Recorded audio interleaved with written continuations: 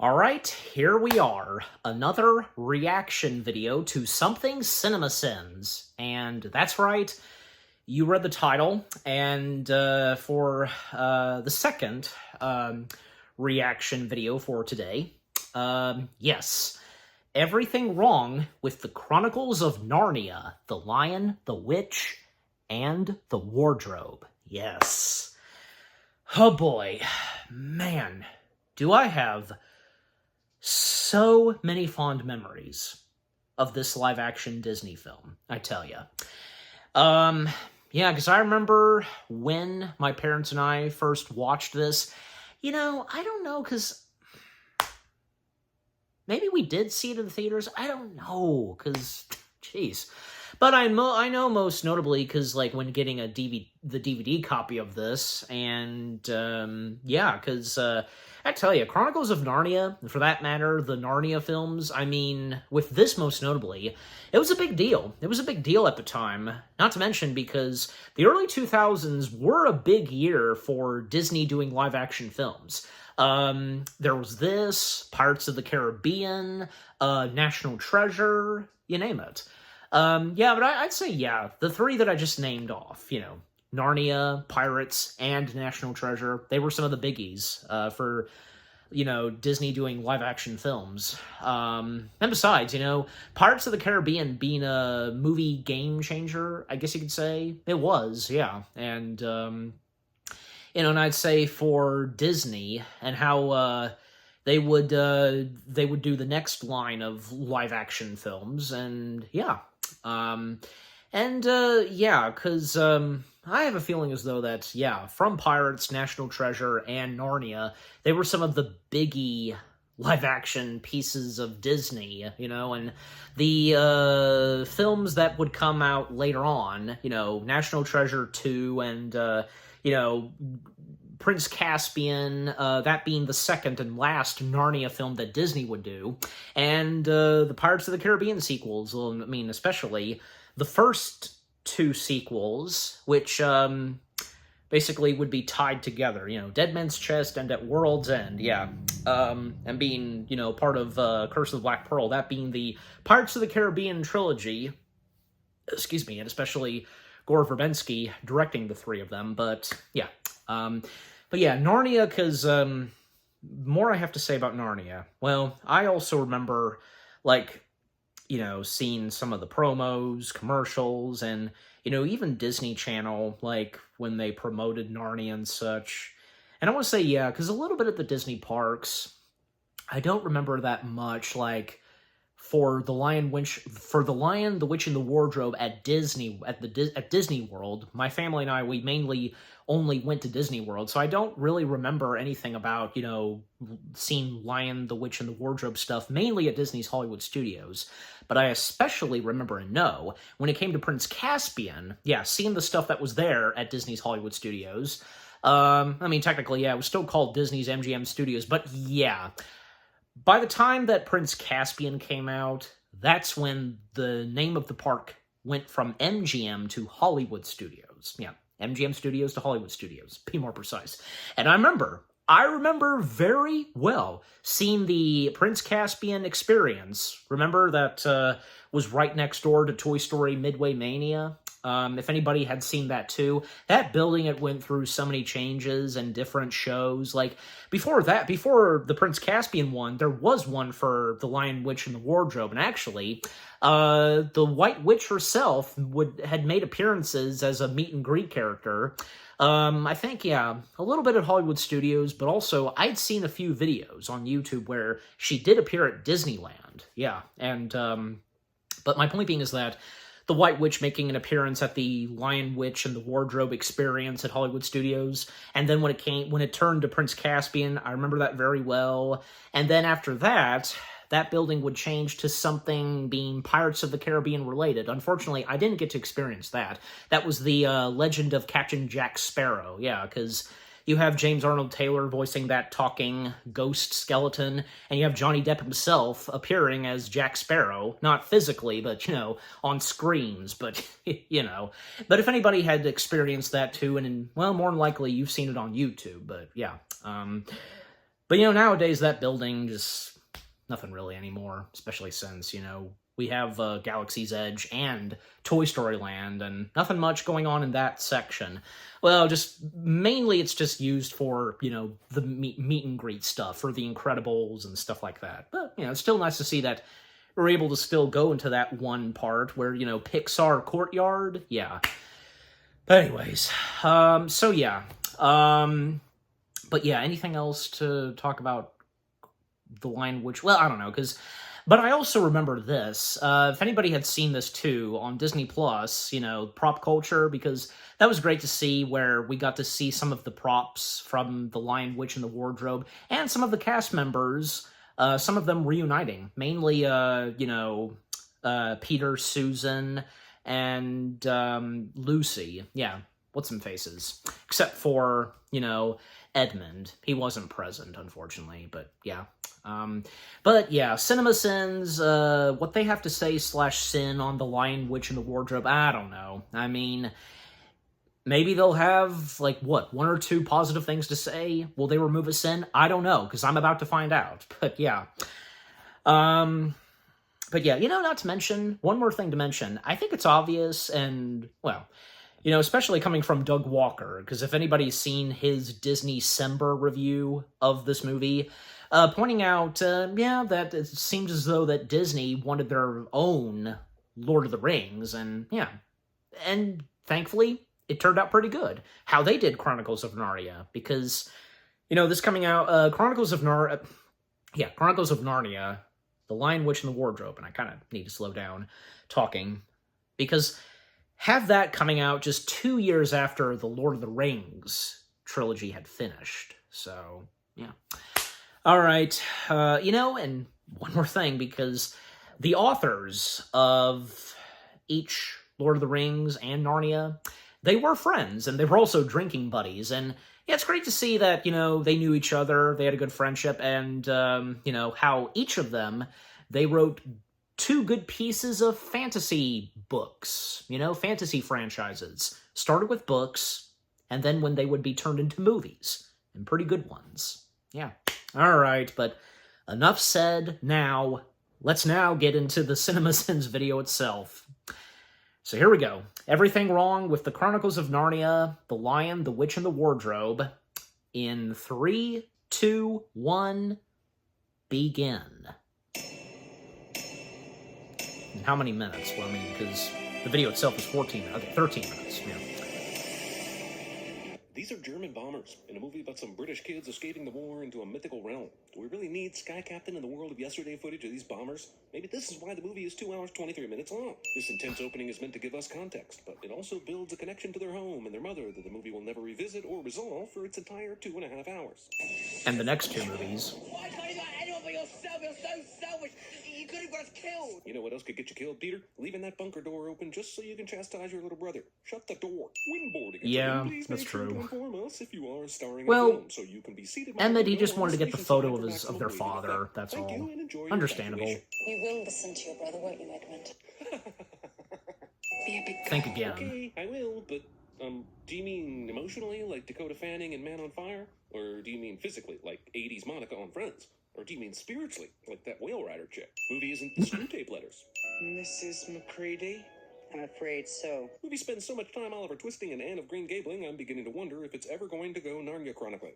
And above all, there shall be no disturbing of the professor. Oh, now I understand this too long setup. They're hoping to create a Narniaverse, which I guess they kind of do for another movie or 2. I don't know. I forget how it all worked out.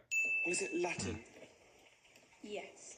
Is it Latin for worst game ever invented? Edmund is such a miserable, whiny little bastard, always correcting everyone and pointing out the mistakes. Even Hey, Peter thought that was random humorous inconvenient of completely Edmund. empty chest is both random and convenient. She ran through at least 2 hallways and is at the far end of this room with the door closed. I doubt she's hearing Peter at all. Lucy accidentally herself. We can hear him Is clearly. wandering into a fantasy world a common occurrence for Lucy? She doesn't seem shocked or scared at all that this climate led to some sort of winter wonderland. How is she at least not running back the way she came at this point to inspect what happened? And without proper orienteering skills and basic intelligence, Lucy died of hypothermia long before the game of hide and seek was over. Lucy's left hand touches the pole, but an immediate cutaway shows it's her right hand, and then immediately her left again. I haven't seen pole work that fast So since, what? well, It's never not. mind. This isn't the first time.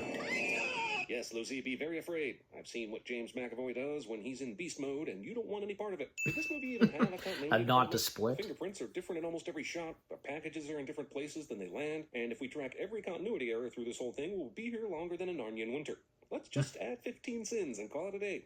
And from our fawn fashion Oh line, my we call God. this the topless scarf look, for when you have to keep your neck warm and your nipples hard at the same time. And actually, I'm tallest in my class. And also most annoying. From the lamppost all the way to Castle Cair Paravel on the Eastern Ocean. Every stick and stone you see is Narnia. Fansplaining. Lovely big wardrobe. Why would she think she's still in the wardrobe? Confusion about where she is exactly, sure, but she does know the difference between indoors and outdoors, right? How would it be if you came and had tea with me? Well, it would be sort of like a kidnapping, and an Amber Alert would be issued. Lucy accepts the half-naked stranger's invite to tea, further ignoring her siblings and how many rules of hide-and-seek she's breaking. This entire movie's events could be avoided if Lucy would just act her age and get scared of the snowscape and goat stranger and run back through the wardrobe into the mansion. This will have sardines. This movie was my earliest introduction to James Dead of winter? McAvoy. Are they frozen bucket loads? I read these books as a kid and loved them. I saw this movie as an adult and thought it was fine. I'm watching this movie now as a sinner, and God almighty, it's downright insufferable. Other than the frostbite, you mean? Yeah, I'm awesome. Matt Lowering. Matt Lowry? It's like, hey, come to my house for tea, then psychedelic fluted. Why would whatever magic powers this thing has not let the siblings get to Narnia now if it's just going to let them do it the next time? God, even the wardrobe itself is involved in the scheme to pad the runtime. The wardrobe If she has went its back to Narnia, has wouldn't its she do more ways. prepared than just slide some boots on? Maybe a jacket, a hat, some fawn repellent. So Lucy comes through to Narnia and immediately meets good guy Tumnus Bombadil. Edmund comes through to Narnia in the same spot, mind you, and immediately meets bad guy Ice Queen. Is Narnia super fucking tiny or just super fucking convenient? Anything you'd like to eat? Turkish delight. Sheesh. First, Tumnus traps Lucy in and Fire Flute roofies her. Now, a discount Galadriel here is basically running a hey kid want some candy on Edmund. I'm not sure who the Narnian version of Chris Hansen is, but they suck at their job. Grumpy Dwarf is addicted to magic chalices. We must assume she's telling It was funny that Old, goofy, and using confusing his guy hat wants as to a smoke napkin, pipe, you gives know. the small hero's advice while seemingly just babbling about gibberish. Again, I'm not sure who got there first. Good old but Jim it's clear Broadbent. as day Lewis and Tolkien were writing their famous fantasies at the exact same time. Just as I mentioned them. Cricket. With that, Mike. When did Lucy even have time to make that snowball? Her hands are empty here, and Peter has been looking at her the whole time. Snowball fight? Really? It wouldn't take First that time in long to make a magical land fully snowball, contained inside right? wardrobe. Not your first time seeing snow, you f***ing dolts. 30 seconds of filmmaking tricks designed to make viewers scared and nervous, only to introduce a goddamn beaver who is a good guy that will go on to help them. This is the movie's version of a time-wasting jump scare. Yeah, boy. Sam Winston. And I think that was one of my first movies knowing Sam Behaves Winston. completely like an actual beaver for no apparent reason, especially considering beavers likely never met an actual beaver to know how to beaver in the first beaver. Beaver. He's a beaver. He shouldn't shouldn't be be saying saying anything. anything. Susan would be excellent at anthropomorphisms. That's an awful lot of open blame for Hey, something there's that entirely joke. avoid. I'm just So saying, and so would be don't good at borrow would be from good at neighbors, cinema that's all. sins. Fish and chips. Large dam, element of danger, talking beavers. Dawn sardines. French, yeah. This movie I has think most I of my got her sexual fully fantasies right. all rolled into one scene. Voicing Who's Aslan? Mrs. Beaver. You cheeky little blighter. Why would Beaver think that they knew this and were joking?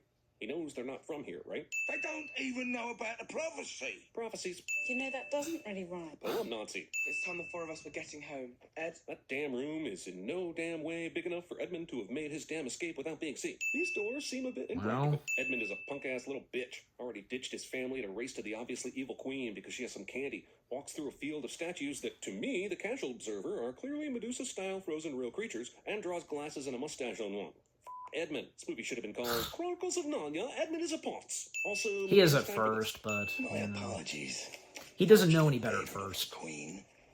Or else, not so fortunate. Jeez, Wolf, if you're going to sinisterly foreshadow the Queen's evil intentions, at least wait until you're out of Edmund's earshot to do so. This way.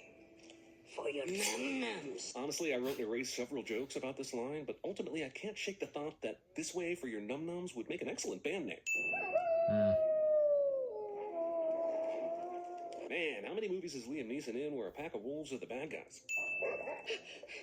Movie cheats like my college girlfriend here, and it makes me furious. I think I forgot about Because that. Kids and Beaver are already gone when the wolves show up. But to keep the audience surprised, they edited the footage to make it look like the wolves had shown up before they got away. Basically, they edited this with the editorial hand of a Keeping Up with the Kardashians showrun. It's a good thing the Beavs built this escape tunnel big enough for humans to run through. That's some pretty impressive foresight, I tells you. This barrel is A, too small to cover the opening, B, too light to not easily be moved, and C, rollable. This in no way betters their predicament. Ah, the old hide high up in a tree and hope you can remain quiet routine. Never mind how the they got up there so fast. They ran north. Smell them out. If you can smell them out, why do you need his help with the direction? And why can't you smell them since they're really close nearby? The time is short, and Aslan himself has asked me to gather. By the more way, that's troops. what's in face. Ah, I see they shot this scene on The voice of full Prince screen Charming mode. from Shrek. Aslan's camp is near the stone. Coincidentally, the director of the first two Shrek films directed Awesome. the first two How Narnia do you know films. that? Your own wife was shocked a few minutes ago to meet a fox that had met Aslan. Yet you know the exact route and location of the secret camp? Is this coincidence? Or just a beaver marriage so torn apart by lies and distrust that divorce is imminent? Long journey, such arduousness, soul fellowship. Here's a jump scare chase scene that has all the tension of a genuinely scary moment, except that it ends with Santa Claus. Yep, Santa Claus. Has a movie ever jumped the shark at its own halfway point? I've put up with a lot since I got here. Thing I said while watching the film somehow went back in time and became a line in the script. Santa gives each human child a special gift, a la The Wizard of Oz. And I'm suddenly starting to wonder if C.S. Lewis was just really good at paying close attention to other works of fiction that captured the public's imagination. Also, it would have been hilarious if he gave 3 of them cool swords and helmets and but then gave the last one a lame gift like, oh man, socks! Trust in this bow, and it will not easily miss. Did the prophecy about the humans on the throne say anything about all the mythical and magical help they would receive on their way there? What is happening right now? A frozen river wild. Lucy and the gang pass flowering trees in the dead of snowy We winter. know what's going We on. believe they What do you mean you inadvertently don't entered the know? shimmer. Witch slap.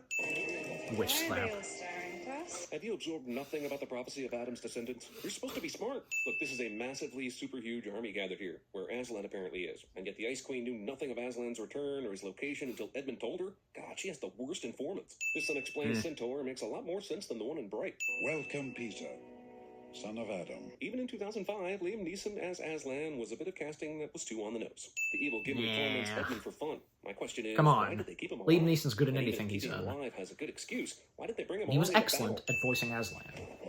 Please don't try to run.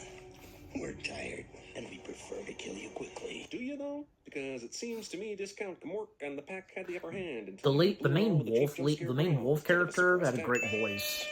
Susan! There's no way Susan covered that amount of ground that quickly and got a blow on that horn before being turned into a wolf chow. Is it just me, or does Peter have a bad case of the wobbly sword? Peter and the Wolf. Peter, clean your sword. Well, actually, Mr. Aslan, this is a Disney film, so there's not really anything to clean off of it. So before the Ice Queen even knew what was happening, this small band of heroes wiped out her entire camp, grabbed Edmund, and still had time to tie up Grumpy. Man, they were in and out faster than Chinese food. Narnia's not going to run out. No, they're quite good, Okay, you know, but where because does Narnian being the toast come best from? in Where does the Aslan's flour come army, from? you know, Why is the bread so evenly the cut? good guys. Do you toast it on a campfire? It's not like Aslan can buy the bread down at the local food line. The older sibling takes one turn practicing archery, and because it was Santa that gave her this gear, she ends up being awesome at it and doesn't even need the practice. My name is Philip. If the sequel to this film had been about the life and times of Philip the Horsey, they'd still be making Narnia movies today. So, did they do it? Everyone got up and reacted Oh my before she God. even disturbed the Shut curtain and up. walked out. How do I know your promise will be kept? That. Apparently, this roar is Magic Jesus line for bitch, please. True, yeah. That's Aslan's way, I guess, of, bitch The passion please. of the You know. lion. This movie dwells and lingers on the Jesus character's death even more than the Bible does. Holy Christ, wow. Tonight, the deep magic will be appeased. Oh, sure, it sounds all cool when Tilda says it, but when I say it, all I get is an eye roll from my wife. We will take Narnia forever. He's gone. How does Susan know this? Did she take some sort of lion life science class back at Finchley High? She didn't even take his pulse. Why is this even allowed? Why did the Ice Queen kill Aslan but tell her entire army to peace out and leave that lion body here for others to mourn him, or for him to come back to life, which he's obviously going to do? We have to tell the others. Can't just leave him. Lucy, there's no time. Susie Smarty Pants actually has a good point here. They just heard the White Witch say she's coming to kill them all. So maybe cut the Beaster mourning short a bit and go give your buddies a heads up. Trees. Tree mail. Be still, my princess. I bring grave news from your sisters. Literally. There's an army out there, and it's ready to follow you. I can't. Aslan believed you could, and so do I. The You were literally betraying him up until a few minutes ago. For reasons I hope are Well, established at this point, I believe this after he giant was eagle rescued can just and go f- the itself talk right in. that Thank Aslan God they gave escaped the him, dangers come of on. World War II. I'm sure these three are supposed to be giants. Then but Edmund am I did alone better. in thinking this looks more like three regular blokes and a bad case of Honey, I Shrunk the Mythical Horde. This battle of Helm's I Shallow completely is a forgot game about those striking three not only not a giants. single drop of blood. At least 4 straight Weird. minutes of battle I've seen done better by more than one film or franchise. The point is, Oh, that come this film's on. biggest sin is repetitive blandness. I mean, who is actually surprised by this? Way too much time spent Well. with Aslan explaining the table, the markings, and does anyone else remember there's a battle going on right now? Generic, we Well, would have yes, done better but- battle footage. Once Aslan is alive, this movie becomes predictable as hell. Good to see Wakanda sent some help. Sure, it looks like this sword Wakanda. goes through the arm here, but in the Oh, yeah, follow-up 'cause of a shots, rhino. the sword clearly missed his arm completely for Pete's sake. I mean, literally. It is finished. And by finished, I mean still 20 minutes left in this movie, 2 more movie sequels, and 4 other books that still haven't been made into movies, but, you know, semantics. I give you Queen Lucy. Different villains that they Not only face. did this joke conclusion from earlier seem out of place and takes way too long to pay off, there is no way the charcoal would have stayed on that lion this long. Yeah, I mean, it looks, I don't know, 124 suns. Long live the king. Albus Severus Potter. Of course. You were named after 2 headmasters of Hogwarts. And as such, there are a few rules we need to follow. There will be no shouting or running. Who got the article without a voucher? And they dog you! I am a hat. You are a shoe. The juice of the fireflower.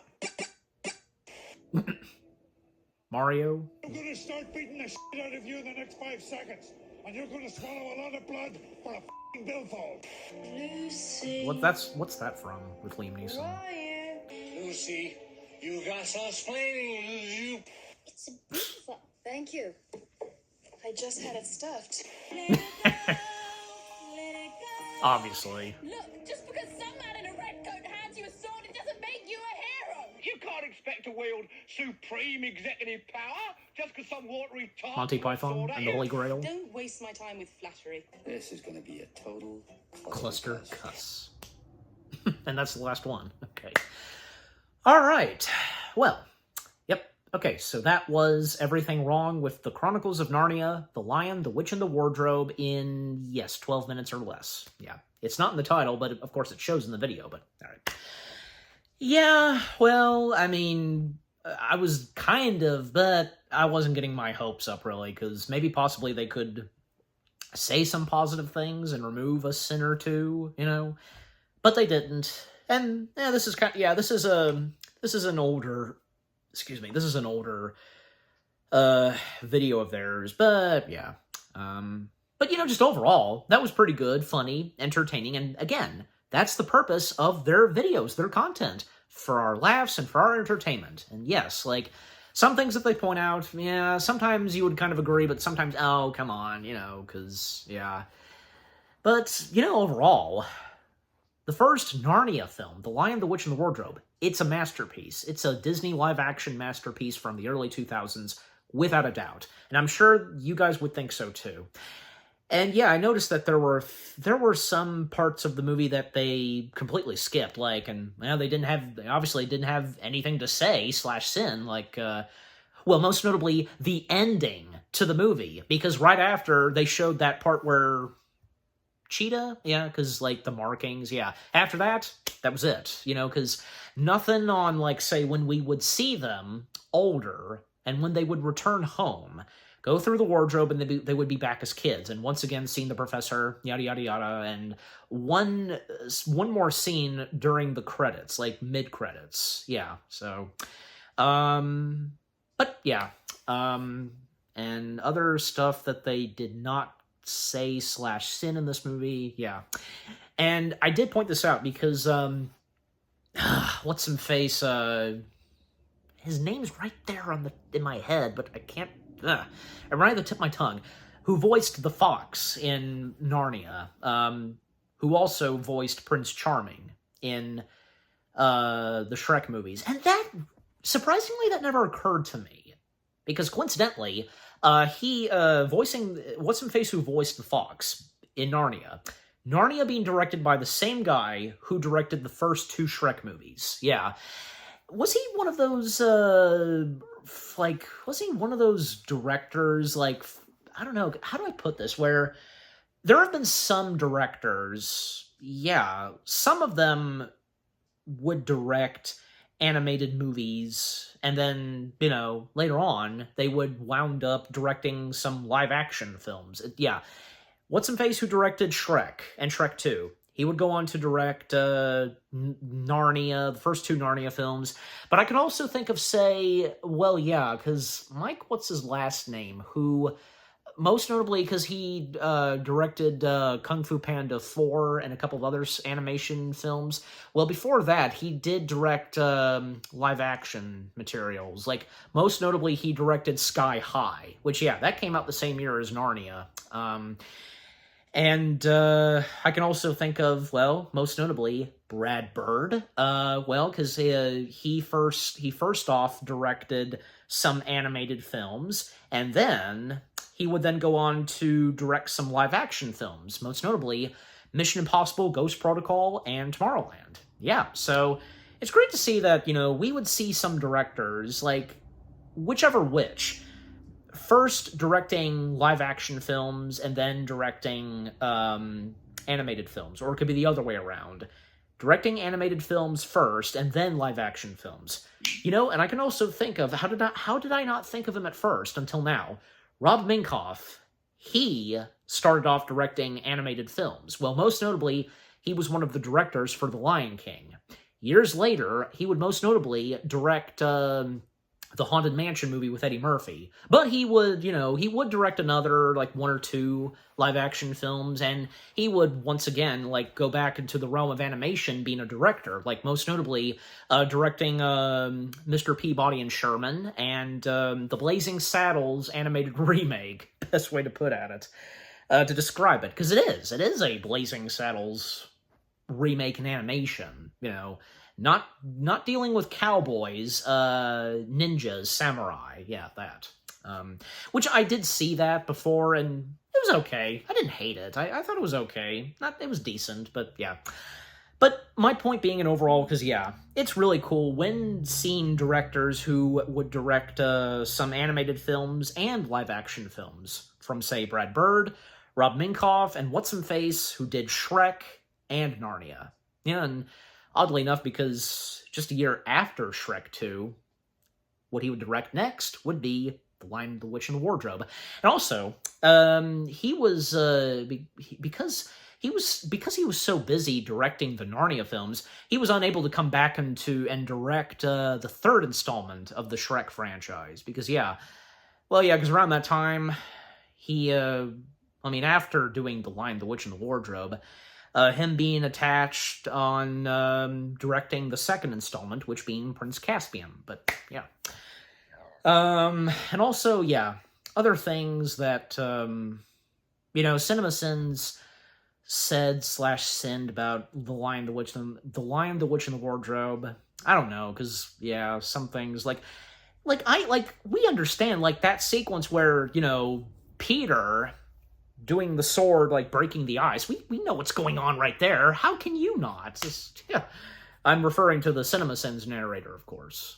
And the whole battle, come on, that was pretty good, too.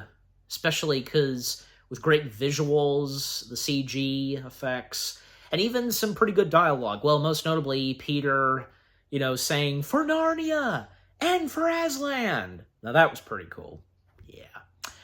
And by the way, to come back to this, where I talked about, like, the props from Chronicles of Narnia, most notably The Lion, the Witch, and the Wardrobe, and on prop culture, I know that I have seen some of those props, probably, from both Lion, Witch, and the Wardrobe and Prince Caspian.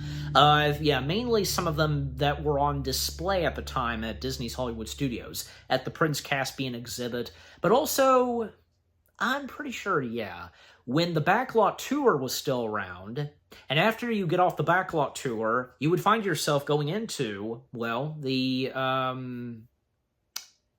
forget the specific name of it, the exhibit or something, because, AFI, later on it would be called AFI Villains, and then just AFI. You know what I'm talking about. Yeah, that exhibit you would go through, and then you'd make your way into a gift shop. But yeah, you know, it was really cool. I remember, like, maybe once or twice, we didn't go on the backlot tour, and we just, like, we went into the gift shop, but made our way further back where the props are. Just, yeah, not a problem doing that.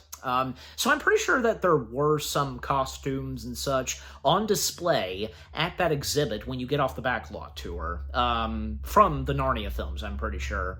Let me tell you, because, you know, I mean, I just feel like, you know, bringing this up, but just, you know, because, keep in mind, because these reaction videos, they're reaction/discussion videos, okay? So yeah, but yeah, that exhibit, because some of the props I remember seeing there, well, and when it was called the AFI Villains, that was pretty fun. What was on display? Like, I remember most notably from seeing Darth Vader, Darth Maul, Stormtrooper, the costumes of those Star Wars villains, a Xenomorph costume, as well as, and I'm pretty sure maybe the White Witch. Again, it's been so long, and I have a good feeling that some costumes from Narnia were there at that exhibit. I do remember seeing them at the Prince Caspian experience, okay? But my point being is that, yeah, I'm pretty sure that some of the costumes from Narnia were there, but I mainly remember, as I just said, some costumes from Star Wars, Vader, Maul, and a Stormtrooper, and I think even a TIE Fighter, yeah. And again, a Xenomorph, also the costume of the main villain from Enchanted, that Susan Sarandon played, and yeah, her villain's name is right there on the tip of my tongue. I can't place it either. Jeez, it's right there, but you have those moments. But yeah, also Davy Jones's organ being there too, and Bootstrap's costume. And also, I wish I could find this online because I loved this. I remember this. They had a display or something, pictures of all the villains that were in the top 50 list of villains, you know, AFI, like, you know, from Darth Vader, Alex DeLarge, Hal 9000, the Xenomorph, the Wicked Queen from Snow White, Man from Bambi, the list goes on. Those are some of the ones I remember most notably, the pictures of those villains, and Jack Nicholson's Joker. And this can be found on YouTube, where there's a video where it shows the behind-the-scenes on bringing Davy Jones to life, that. But yeah, but on back to Narnia, because, see, yeah, again, I wish I could remember very well. I know I would.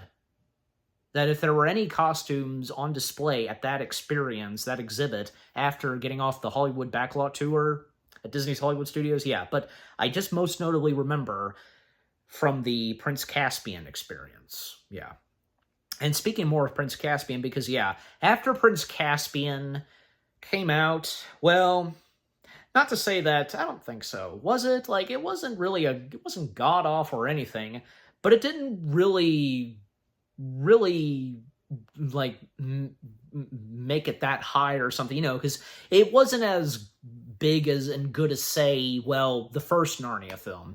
And as I said, that was the second and last Narnia film that Disney would do, and when it would come to the third installment, The Voyage of What's-in-Face, yeah, that one, well, a couple of other movie studios were wanting to do that, and 20th Century Fox won the bid, I guess you could say, to work on the third installment, yeah. And coincidentally, when 20th Century Fox would become a part of the Disney family, well, so would the third installment of Narnia. That would now be something of Disney's.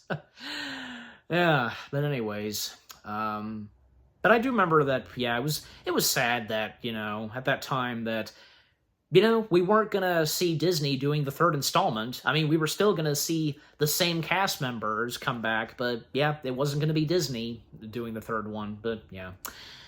Anyways, yeah, and I look forward to seeing what CinemaSins they have to say /sin on Prince Caspian. That'll be interesting.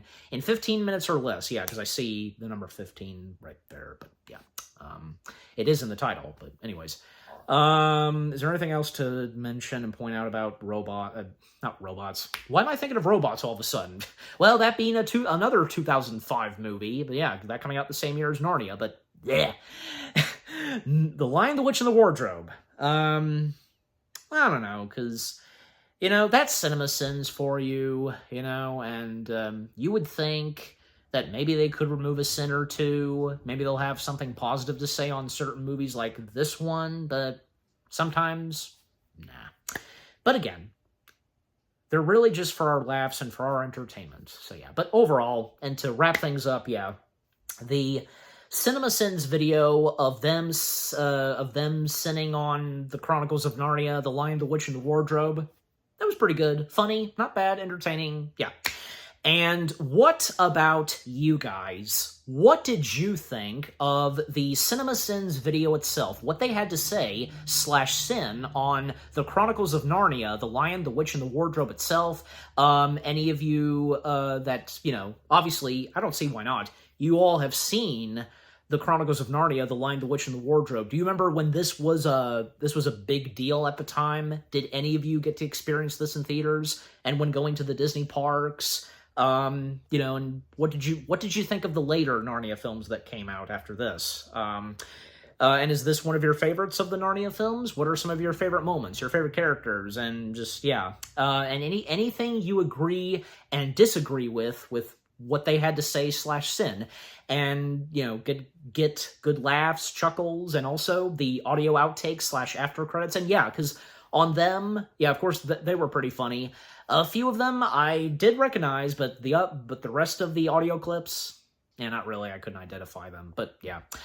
But yeah, just overall, what do you think of the Cinema Sins video itself, and with what I've had to say, my reaction to it, and yeah, what did you think of my reaction to the Cinema Sins video? Leave comments and give this reaction video a like, as always. And so, with all that being said, thank you very much for watching. I hope you guys enjoyed my reaction to the Cinema Sins video of everything wrong with the Chronicles of Narnia, The Lion, the Witch, and the Wardrobe in 12 minutes or less. More reaction videos are coming your way. They're going to be awesome. Keep looking forward, and I'll see you guys in the next video /reaction. Take care. Happy anniversary to the Chronicles of Narnia, The Lion, the Witch, and the Wardrobe, and peace out. For Narnia!